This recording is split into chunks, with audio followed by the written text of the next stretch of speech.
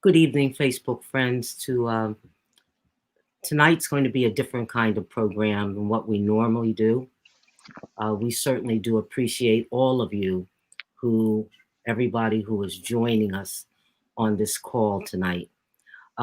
If you read the introduction, you know that we have a family who has been directly affected by COVID-19.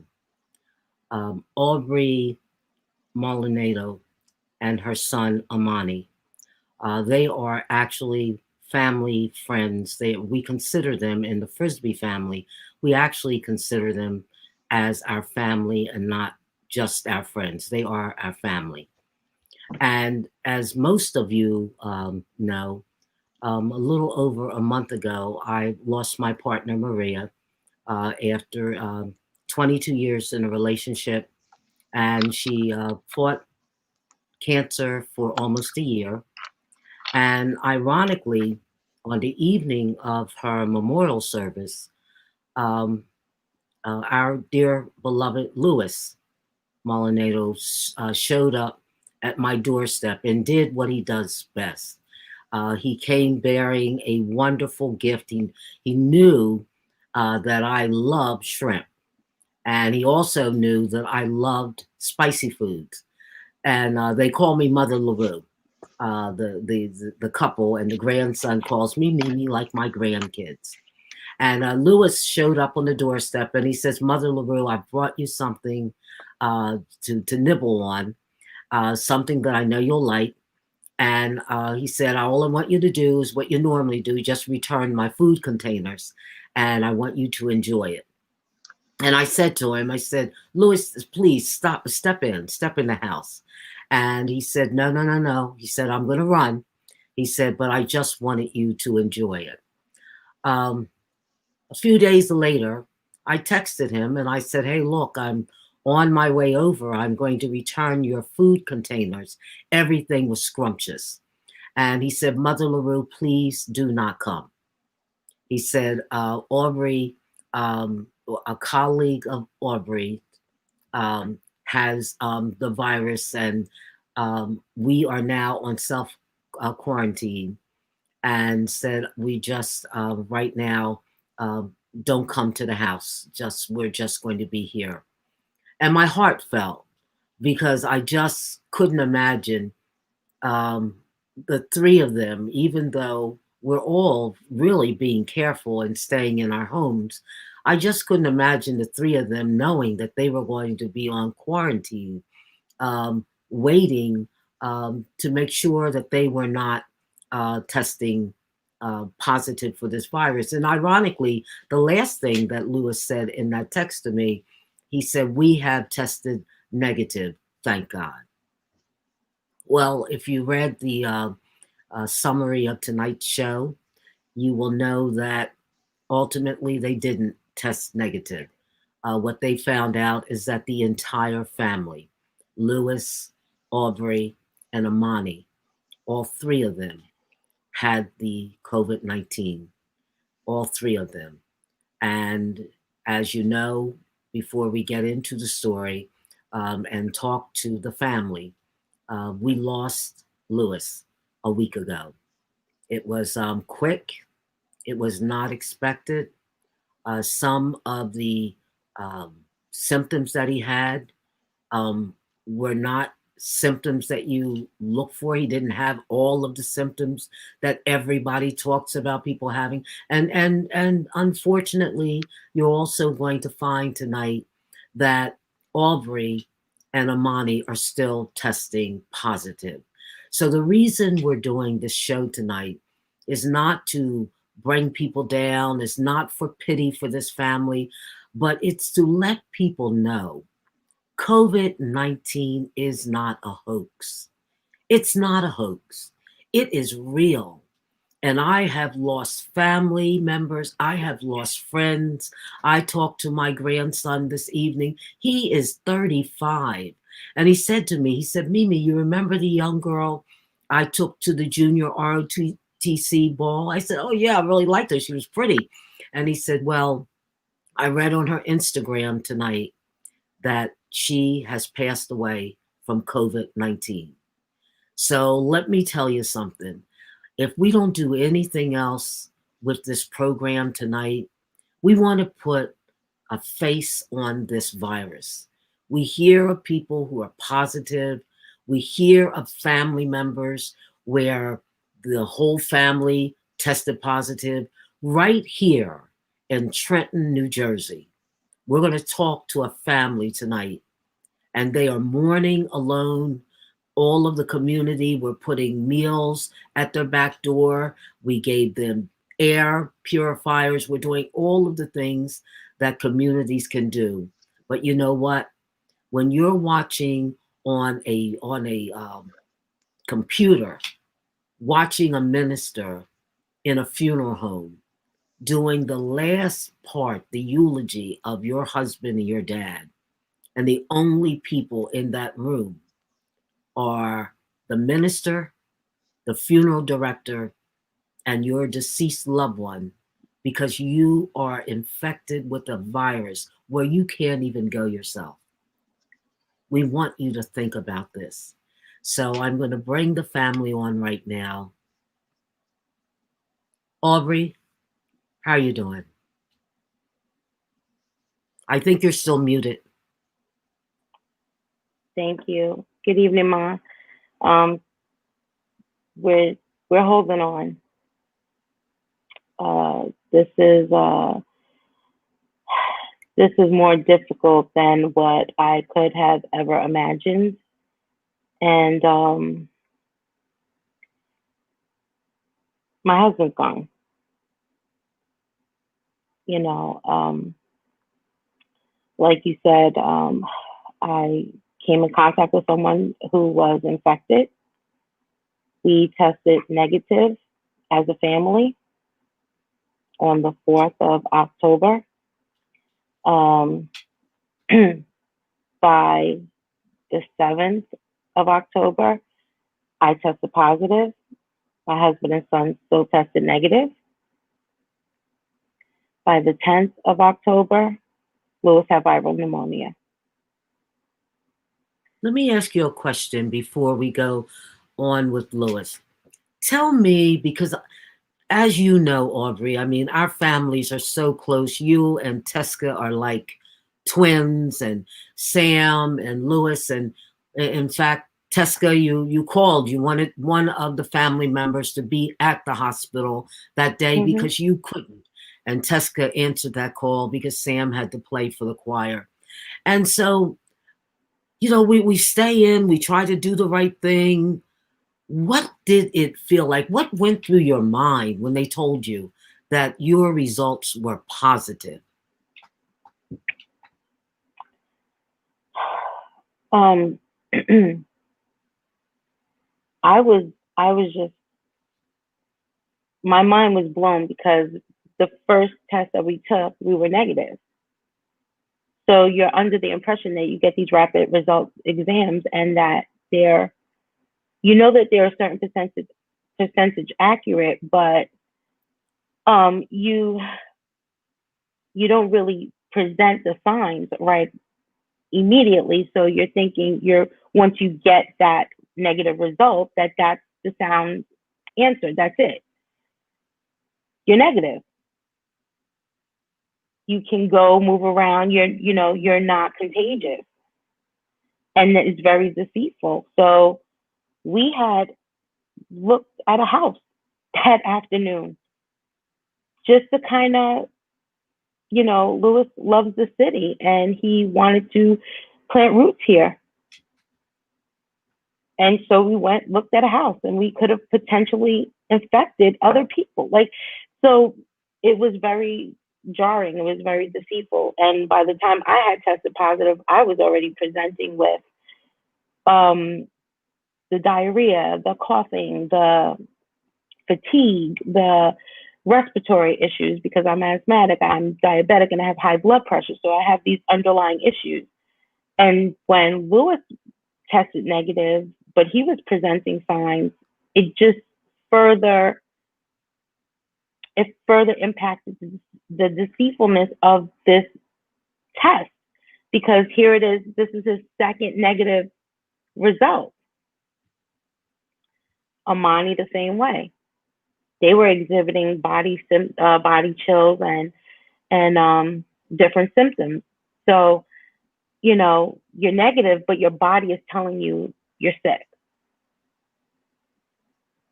So, Amani, and I know you're really struggling with this. You've lost your dad, and you're caring for your mom, and you've already had, and we'll get into that in a bit, but you've already had the EMT people there, because even today, as we were going through prepping for this, your mom's heart rate went up pretty high. And I also know that you're struggling with the fact of what could have been, because you were all going to be seeing your 94-year-old great grandma, and but for the fact that the call came in to let your mother know that someone had contracted the virus, you just don't even like to think about the fact that you could have made that trip as a family and impacted your grandma. How are you doing, Amani? Tell us what you're feeling.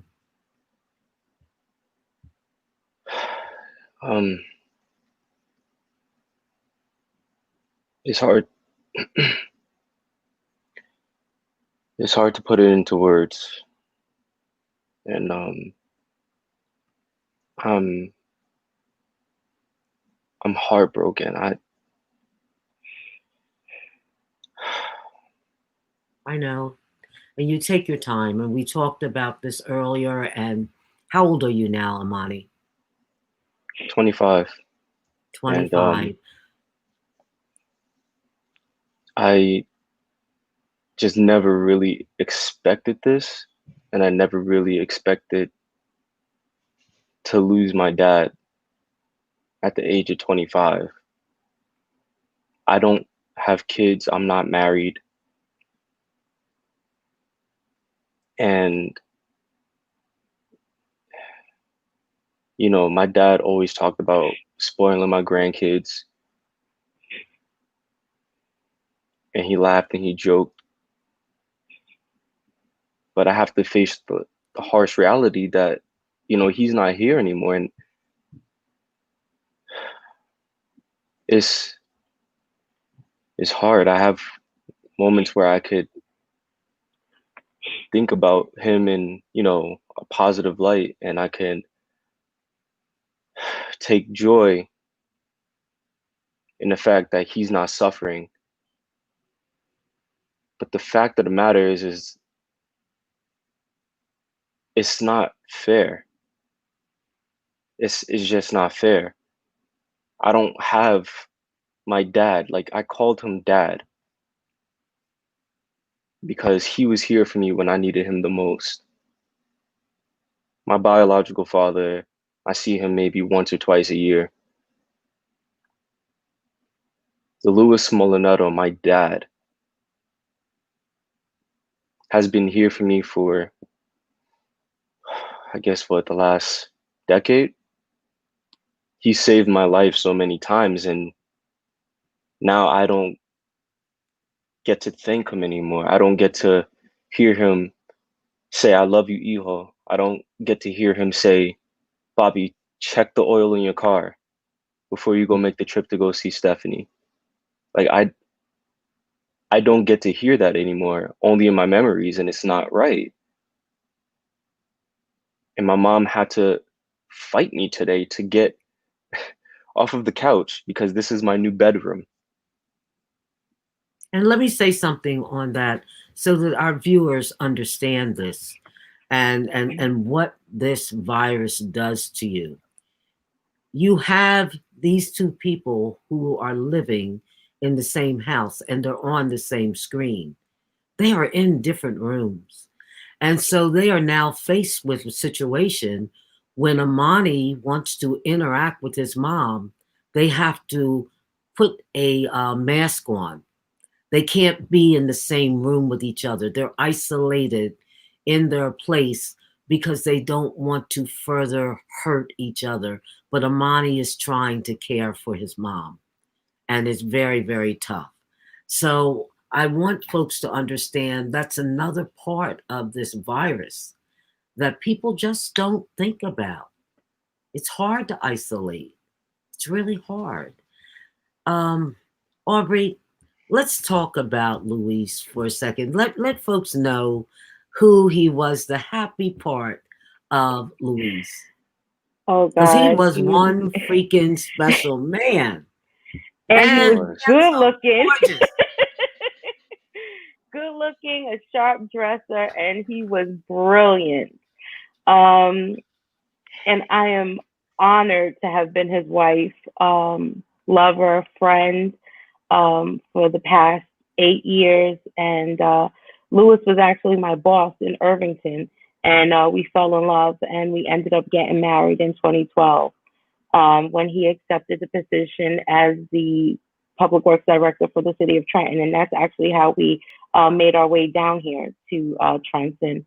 And he, I like to call him a fixer. He always found himself in situations where he would have to fix it. And if it didn't, he could fix it to the point that he was either allowed to fix it or that God said, okay, that's it. And then he had to move on. And it would look like a termination, but in hindsight, it was really just God moving him on to the next assignment. And he came in our lives and he fixed it. I was a single mother for 9 years, and he always told me that the reason why he fell in love with me was because of the type of mother I was to Amani, and how nurturing and loving I was, and that was his spirit, you know. And he knew I was a little rough around the edges, but he still loved me and supported me nevertheless, and always there for us, always cooking for the community, always Always cooking for the Frisbee family. yes, yes, he absolutely loved cooking for you guys. And my brother Sam would say, he would call us up and he'd say, well, we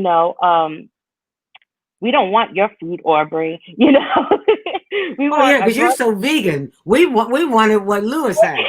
We want a Lewis hat. And he would get in here and he would cook and make a mess, but he would cook nevertheless, and he poured his heart into everything that he did.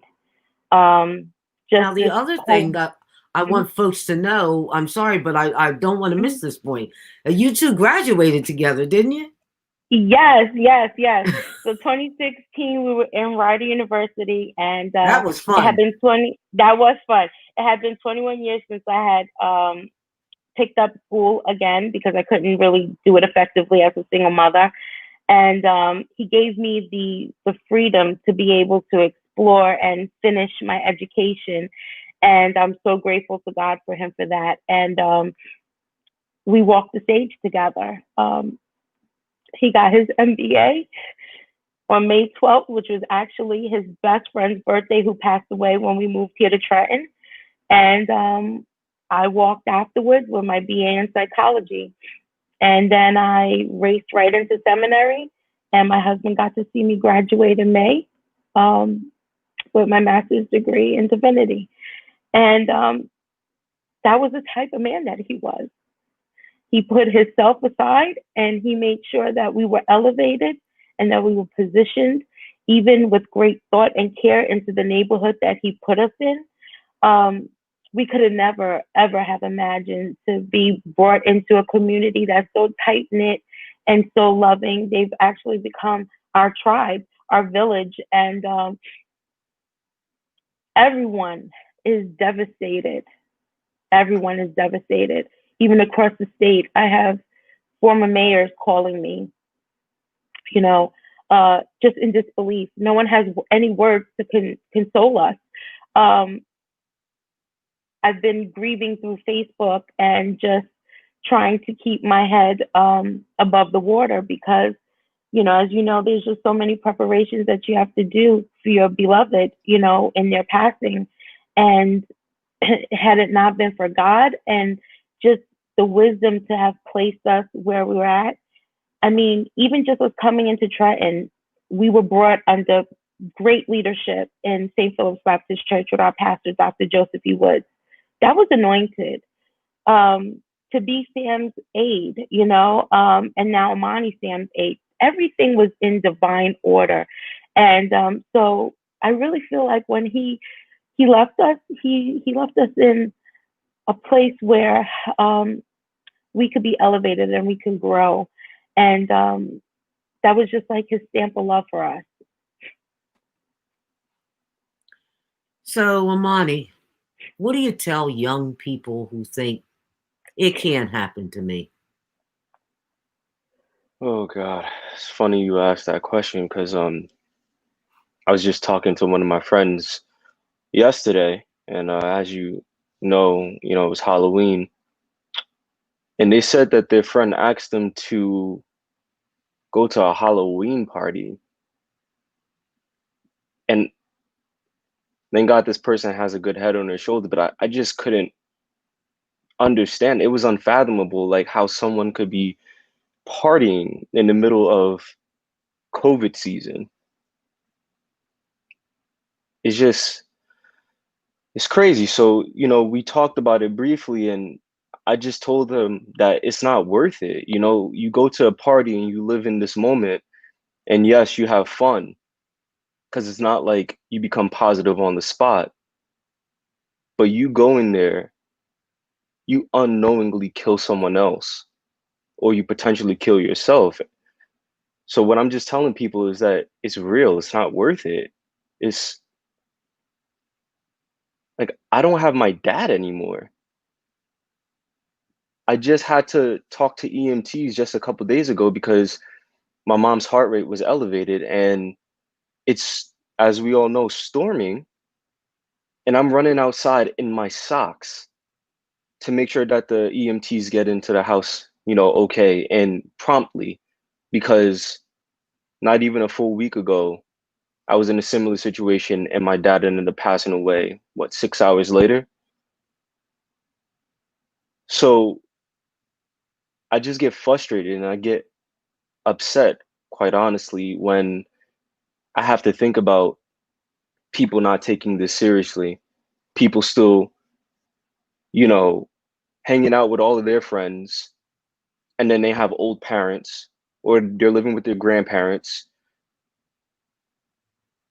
and we're not thinking about anybody else but ourselves. We're not wearing masks.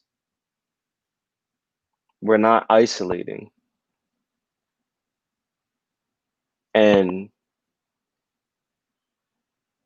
it just needs to be taken seriously because this isn't a game. I'm sitting here in the living room just so I could be close to my mom.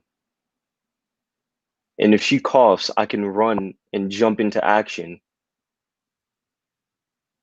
And I can't even be around her right now. Like I'm sitting in my living room and this is my new bedroom, and it has been. And my dad is gone. So it's just hard for me to process, and it's hard for me to really understand why this happened.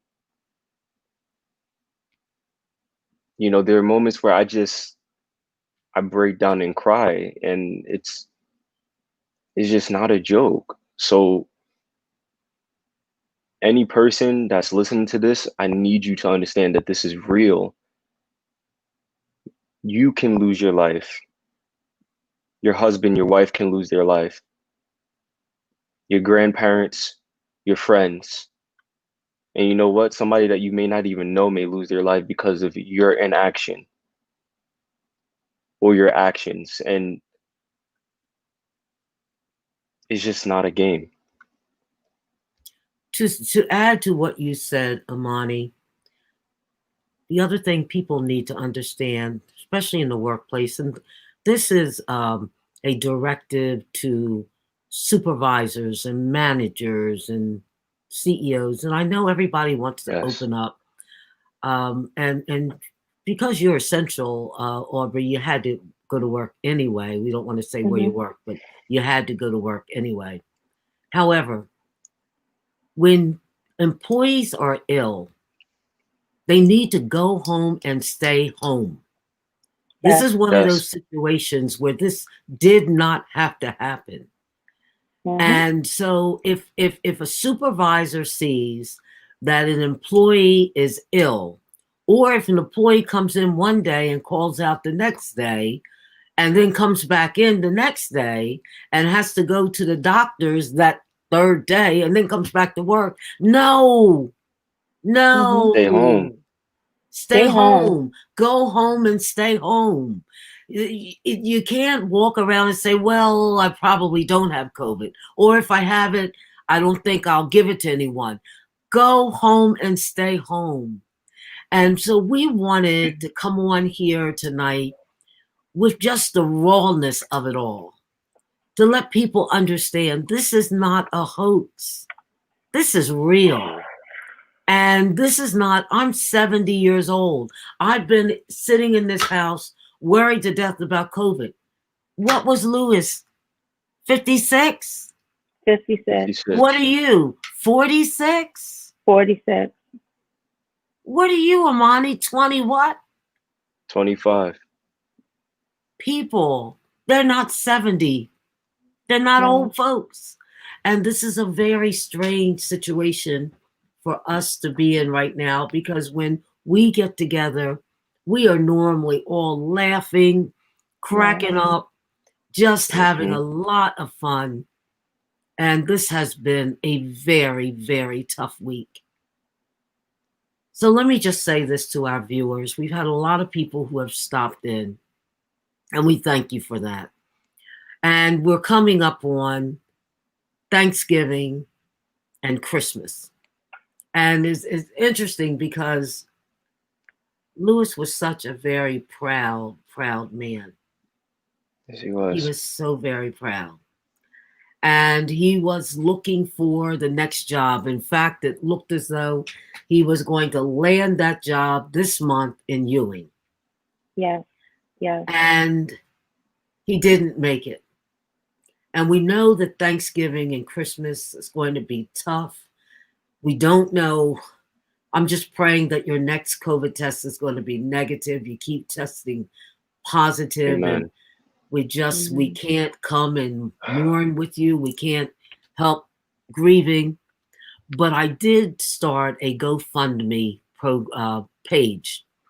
And this is not something that Aubrey and Amani even asked about. They're not asking people for anything, where the community is just wrapping its arms around the two of them, because we can't even stop in and sit down and hold their hands. I mean, Aubrey sent us a really nice video of the ceremony for Lewis. And what's so awful about this is that, you know, we talk about people dying of this disease, and the family can only have 10 people at the service, but the family can be there. We can't even have the family there now. The wife and the son had to watch it just as everybody else had to watch it. So I'm asking people that if you see it in your heart, first of all, we want your prayers. We want your prayers. And this is Yes, an please, ordained please. minister right here, and she now is finding herself sitting in that seat where she has been helping so many other people, and she needs your prayers. Amani needs your prayers. They're going through right now. The other thing we're asking for, that if your hearts are touched so, to give anything, $5, $10, anything on that GoFundMe. It's on my page. Do so. Every dime that goes into that account is going to go to this family in the memory of our dear Lewis. Because those of you who are watching this show tonight, if you knew Lewis, he was more than just another handsome face. That man was just freaking special. He really And was. I don't know how in the world we're going to move forward without him, but we're going to do it as a family. What you guys have done for me in the loss of Maria, you've been here for me. And the last act that he did for me was to cook me that special meal on the night of her memorial. So I'm telling you that I love you guys so very much. Love you too, And I Mimi. just want to touch you and hug you and kiss you. And we love you, and we love Sam and Tessa, and um, what Tessa did for me, I couldn't she even stood in the imagine. gap. Family, she stood in the gap, and that's what she is, an intercessor, and Yes, she is. a blessed, a blessed woman of God. And how you allow me to call late at night, and we just grieve together and share stories of, And you can still our call loved me ones. late at night because neither one of us is sleeping. So call. We're certainly not, but Just call. it's a blessing. Sam checks in on us.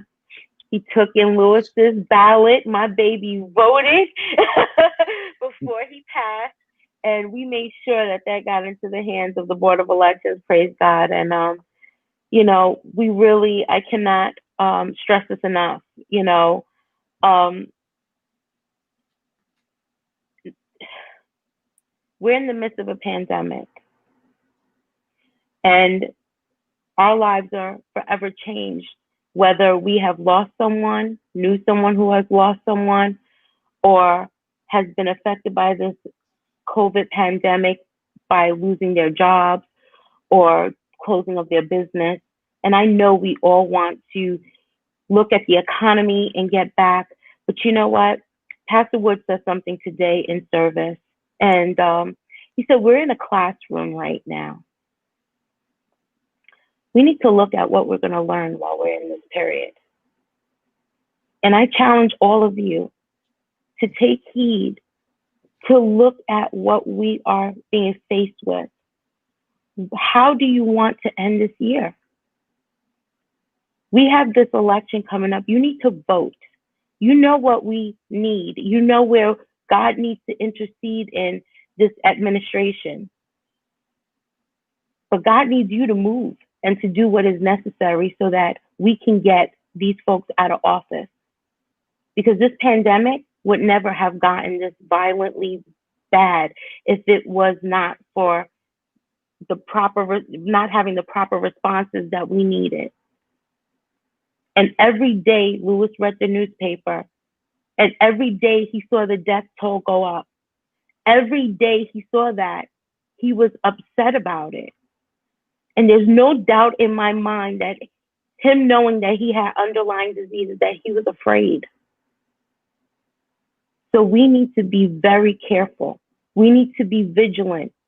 We need to eliminate risk, and we need to not put ourselves in a position where the lives of an innocent person, their blood is on our hands. Stay at home. If you don't feel good, stay at home. If your test is negative, understand Lewis had 2 negative tests. He never got to test positive and died. Bilateral pneumonia and cardiac arrest. They had to code him 10 times. He coded 10 times. And I was forced to have to make a decision. Let your decision be the right one. Eliminate this virus, please. Please. Well, you know what? We're going to let it sit right there. I love you guys so much. Thank you. I know this is a hard time for you. And to do this tonight was tough. But sometimes people have to see you in your rawness and your grief to understand that there are real people behind those hundreds of thousands of folks who have lost their lives. There are other Lewises out there who have left behind folks just like the two of you, Aubrey and Amani. Thank you for coming on Larulis Cafe, and we will be praying for you. You have had a lot of people who have heard your story tonight, and Aubrey, I'll look for that late phone call. You know, I'll have what you can have. I'll have a glass of wine. Yes, And right. Amani, you keep doing what you're doing, listening through that wall. You're a good son, Amani. You're a good son to Lewis. He was so proud of you. You're a good son to your mom. You got a whole army of people. We're here for you. You're not alone. Amen. You're not alone. We love you. Folks, that's all for Larulis Cafe tonight. It may have seemed like we were coming up on a sad program, but it's not sad. You know, reality, it is what it is. I think Michelle Obama said that. It is what it is. And sometimes it takes the rawness for people to just get a life and understand what the real deal is. Wash your hands. Put on a freaking mask. Social distance. And if you are sick, stay home. Because guess what? What has happened here with Lewis, I don't know how many other innocent people where it just didn't have to happen this way. This family did everything right. And at the end, it is what it is. Thank you. Have a blessed evening. Thanks for signing on to Larulis Cafe.